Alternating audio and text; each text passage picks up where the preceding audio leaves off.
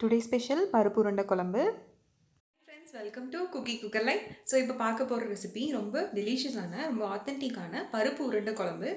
ஈஸியாக எப்படி செய்யலாம் அப்படின்றத பார்க்கலாம். அதுக்கு ஃபஸ்ட்டு துவரம் பருப்பும் கடலை பருப்பும் ஊற வச்சுக்கலாம். 1 hour முன்னாடி ஊற வச்சுக்கலாம். ஊற வச்சுட்டு அதுக்கப்புறமா இப்போ ரெசிபியை ஸ்டார்ட் பண்ண ஆரம்பிச்சிடலாம். வாங்க ரெசிபி எப்படி செய்யலாம் அப்படின்றத பார்க்கலாம். நம்மளோட சேனலில் சப்ஸ்கிரைப் பண்ணலைன்னா சப்ஸ்கிரைப் பண்ணிக்கோங்க. பக்கத்தில் இருக்கிற நோட்டிஃபிகேஷன் பெல் ஐக்கானையும் ப்ரெஸ் பண்ணி ஆல் அப்படின்னு ஸோ ஃபஸ்ட்டு பருப்பு உருண்டை குழம்பு. அதுக்கு பருப்பு உருண்டை எப்படி செய்யலாம் அப்படின்றத பார்க்கலாம். அதுக்கு இந்த டம்ளரில் நான் 1 டம்ளர் துவரம்பருப்பு எடுத்திருக்கேன். 3/4 டம்ளர் கடலைப்பருப்பு எடுத்து 1 மணி நேரத்துக்கு முன்னாடி ஊற வச்சுருக்கேன். இப்போ மிக்ஸி ஜாரில் 6 வரமிளகாய் சேர்த்திக்கலாம். அது கூட ஒரு ஸ்பூன் சோம்பு சேர்த்திக்கலாம். ஃபஸ்ட்டு இது ரெண்டையும் சேர்த்தி நல்லா அரைச்சி எடுத்துக்கலாம். பருப்போடு சேர்ந்து இது அரைப்படாது, அதனால் ஃபஸ்ட்டு இது ரெண்டு தனியாக அரைச்சிக்கலாம். ஸோ இந்தளவுக்கு அரைச்சிக்கோங்க. இப்போது 1 மணி நேரத்துக்கு முன்னாடி ஊற வச்சுருக்கேன் அந்த கடலைப்பருப்பு துவரம்பருப்பு இதையும் மிக்ஸி ஜாரில் ஆட் பண்ணிக்கலாம். மிக்ஸி ஜாரில் போட்டுக்கோங்க, இல்லாட்டி ஆட்டாங்கல்ல கூட நீங்கள் கொரகொரப்பாக அரைச்சிக்கோங்க. இது கூட நல்லா வாசமாக இருக்கிறதுக்கு கருவேப்பிலை ஒரு 4-5 இலை போட்டுக்கலாம். ஸோ இது நல்லா ஸ்மூத்தாக கொரகொரப்பாக இருக்க மாதிரி அரைச்சிக்கோங்க. தண்ணியெல்லாம் எதுவுமே விட வேண்டாம். இந்தளவுக்கு அரைச்சி எடுத்தாச்சு. இப்போ இதில் நான் 1 டீஸ்பூன் உப்பு போடுறேன். உப்பு போட்டு ஒரு டைம் மிக்ஸி ஜார்லேயே நீங்கள் ஒரு டைம் போட்டு எடுத்துட்டிங்கனாலும் நல்லா கலங்கிடும். இல்லை அப்படின்னா கையில் போட்டு கலக்கிக்கோங்க. ஸோ இப்போ பருப்பு உருண்டைக்கான அந்த பேட்டர் ரெடி ஆகிடுச்சு. இப்போ இதை சின்ன சின்ன பால்ஸாக உருட்டிக்கலாம். அதுக்கு முன்னாடி நான் டேஸ்ட்டுக்காக சாப் பண்ணி வச்சுருக்கேன் தேங்காய், அதையும் இது கூட ஆட் பண்ணி இதை உருட்டிக்கலாம். உங்களுக்கு வேணும் அப்படின்னா போட்டுக்கோங்க. ஸோ இப்போ சின்ன சின்ன பால்ஸாக உருட்டி எடுத்துக்கலாம். இந்த சைஸ்க்கு பால்ஸ் எடுத்துக்கோங்க. இந்த மாதிரி அந்த பேட்டர் ஃபுல்லாக இருக்கிற எல்லா மாவையும் பால்ஸாக உருட்டிக்கலாம். ரொம்ப சின்ன உருண்டையாக எடுக்க வேண்டாம், அப்போ போட்டதுமே கரையிற மாதிரி இருக்கும். கொஞ்சம் பெரிய சைஸ் பால்ஸாக எடுத்துக்கோங்க. ஸோ இப்போ இந்த பால்ஸ்லாம் உருட்டியாச்சு இல்லையா, இதை ஒரு 5 நிமிஷம் ஸ்டீம் பண்ணி எடுத்துக்கலாம். ஸோ இப்போ இதுக்கான மசாலா பேஸ்ட் ரெடி பண்ணிக்கலாம். ஒரு கடாயில் ஒரு 1லேருந்து 1.5 டேபிள் ஸ்பூன் கொத்தமல்லி விதை போட்டுக்கலாம். போட்டு நல்லா மணம் வர அளவுக்கு இது வறுக்கணும். இது கூடவே 1 டீஸ்பூன் ஜீரகம் போட்டுக்கோங்க. ஜீரகம் நிறைய போட வேண்டாம், கசப்பாக இருக்கும். ஸோ இது கூட காரத்துக்கு நான் ஒரு 5 வரமிளகாய் சேர்த்திக்கிறேன். இது எல்லாம் போட்டு நல்லா வாசம் வர அளவுக்கு வறுத்துக்கோங்க. அடுப்பை நல்லா மீடியம் ஃப்ளேம்லேயே வச்சுக்கோங்க. ஆயிலெல்லாம் போட வேண்டாம், ட்ரை ரோஸ்ட் பண்ணால் போதும். புளி ஒரு லெமன் சைஸ்க்கு எடுத்து ஒரு 1/2 கிளாஸ் தண்ணியில் ஊற வச்சுருக்கேன்.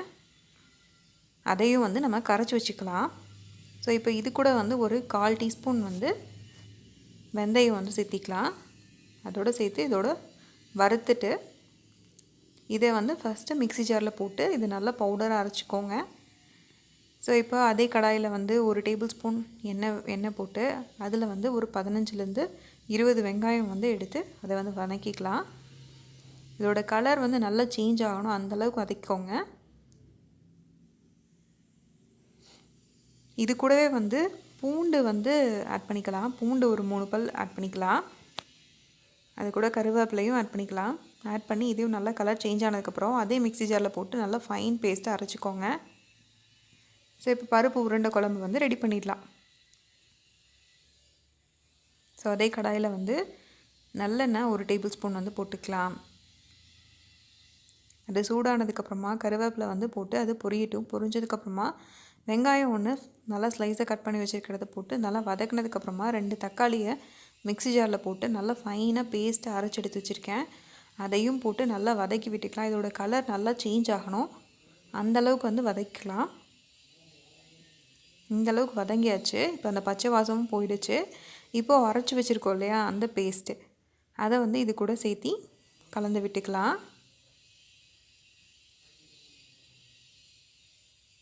இப்போ அந்த மசாலா பேஸ்ட்டை போட்டுட்டு அதோட ராஸ்மெல்லும் போகணும், அந்தளவுக்கு அதையும் சேர்த்தி வதக்கி விட்டுக்கலாம். ஸோ அந்த ஸ்மெல் போயிடுச்சு. இப்போ எலுமிச்சம்பழம் சைஸ்க்கு ஊற வச்சுருக்க புளியை வந்து கரைச்சி வச்சுருக்கோம்ல அந்த தண்ணியை ஆட் பண்ணிக்கலாம். இது கூடவே வந்து தேவையான அளவு இந்த கிரேவிக்கு தேவையான அளவு தண்ணி ஆட் பண்ணிக்கோங்க. தண்ணி ஆட் பண்ணி அதுவும் நல்லா கொதிக்கட்டும். கொதித்ததும் இந்த கிரேவிக்கு தேவையான அளவு சால்ட், ஏற்கனவே உருண்டையில் வந்து சால்ட் போட்டிருக்கோம். இதில் வந்து நான் 1 டீஸ்பூன்லேருந்து ஒரு 1/2 டீஸ்பூன் வந்து சால்ட் ஆட் பண்ணிக்கோங்க. இது கூட காரத்துக்கு வேணும் அடிஷ்னலாக அப்படின்னா சில்லி பவுடர் ஒரு 1/4 டீஸ்பூன் வந்து ஆட் பண்ணிக்கோங்க. ஸோ ஏற்கனவே நம்ம உருண்டை பிடிச்சி வச்சுருந்தோம் இல்லையா, அந்த உருண்டையில் நான் ஒரு உருண்டை வந்து எடுத்து வச்சுருந்தேன். அதை வந்து தண்ணியில் கரைச்சி அதை இது கூட வந்து ஆட் பண்ணிக்கலாம். கொஞ்சம் டேஸ்ட்டு கொஞ்சம் நல்லாயிருக்கும் அதுக்காக. இப்போ இது நல்லா கொதிக்கட்டும். அந்த புளி ஊற்றிருக்கோல்ல அதோட ராஸ்மெல் எல்லாமே போகணும். ஸோ இப்போ பருப்பு உருண்டையை வந்து நான் ஒரு 5 நிமிஷம் வந்து ஸ்டீம் பண்ணி எடுத்து வச்சுருக்கேன். எதுக்காக அப்படின்னா, சப்போஸ் இதுக்குள்ளே போட்டதுக்கப்புறம் உங்களுக்கு உடையும் அப்படின்னு டவுட் இருக்குது அப்படின்னா ஒரு 5 நிமிஷம் வந்து ஸ்டீம் பண்ணிக்கோங்க. இட்லி பாத்திரத்தில் வச்சு வேக வச்சுக்கோங்க. அதுக்கப்புறமா எடுத்து இந்த குழம்புக்குள்ளே டேரெக்டாக வந்து போட்டுக்கலாம். மேக்ஸிமம் வந்து உடையாது. உங்களுக்கு டவுட்டாக இருக்குது அப்படின்னா அதில் போட்டு ஒரு 5 நிமிஷம் வேக வச்சுட்டு எடுத்து இதில் போட்டுக்கோங்க. ஸோ இப்போ நல்லா இது கொதிக்கட்டும் ஒரு 5 நிமிஷம். 5 minutes later. ஸோ ஏற்கனவே வந்து பால்ஸ் வேக வச்சுருக்கிறதுனால டக்குன்னு வெந்துடும். ஸோ இப்போ பால்ஸும் நல்லா வெந்துருச்சு. இப்போது நான் ஒரு அரை மூடி தேங்காய் வந்து அரைச்சி வச்சுருக்கேன். அந்த தேங்காய் பால் வந்து இது கூட சேர்த்திக்கலாம். தேங்காய் பால் ஊற்றினதுக்கப்புறம் ரொம்ப நேரம் கொதிக்கக்கூடாது. லைட்டாக 1 or 2 பபிள்ஸ் வந்து வரணும். ஸோ இந்த ஸ்டேஜில் உப்பு ஏதாவது பத்தலைன்னா போட்டுக்கோங்க. A few moments later. So இப்போ நம்மளோட பருப்பு உருண்டை குழம்பு வந்து ரெடி ஆகிடுச்சு. இப்போ அடுப்பு ஆஃப் பண்ணிடலாம்.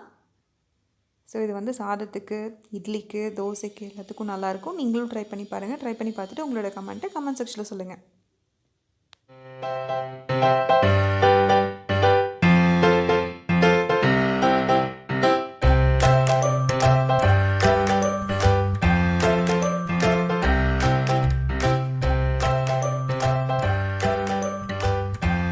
வீடியோ உங்களுக்கு பிடிச்சிருந்தது அப்படின்னா லைக் பண்ணுங்கள், கமெண்ட் பண்ணுங்கள், மறக்காமல் உங்களோட ஃப்ரெண்ட்ஸோட ஷேர் பண்ணிக்கோங்க. இன்னும் நிறைய வீடியோஸ் பார்க்கணும் அப்படின்னா மேலே இருக்க பிளேலிஸ்ட், இங்கே இருக்க வீடியோ, கீழே இருக்கிற சப்ஸ்கிரைப் பட்டனை ப்ரெஸ் பண்ணிக்கோங்க. தேங்க்யூ ஃபார் வாட்சிங்.